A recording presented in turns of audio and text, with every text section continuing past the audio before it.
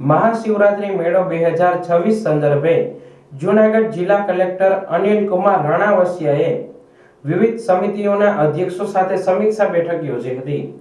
કલેક્ટરે ટ્રાફિક નિયમન, સ્વચ્છતા, સાંસ્કૃતિક કાર્યક્રમ, રવેડી રૂટ, મૃગીકુંડ પાસેની વ્યવસ્થાઓ સહિતની બાબતે થયેલ કામગીરીની સમીક્ષા કરી હતી.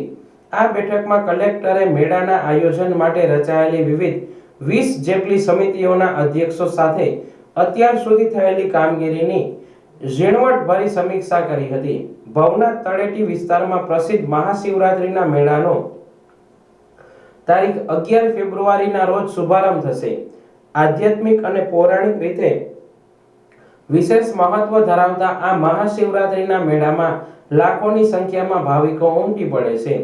ત્યારે શ્રદ્ધાળુઓ માટે જરૂરી સુવિધાઓ અને વ્યવસ્થાઓ માટેની તૈયારીઓ વહીવટી તંત્ર દ્વારા આરંભી દેવામાં આવી છે.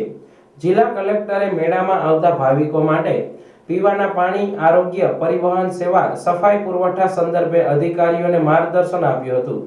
સાથે જ સંતોની નગર પ્રવેશ યાત્રા, મહાઆરતી, ધર્મસભા, રવેડી, મૃગીકુંડમાં યોજાતા શાહી સ્નાન, સાંસ્કૃતિક કાર્યક્રમ, મેળા અંગેના સાઇનબોર્ડ, લાઇટિંગ, સુશોભન સહિતની વ્યવસ્થાઓ બાબતે પણ જરૂરી નિર્દેશ આપ્યા હતા.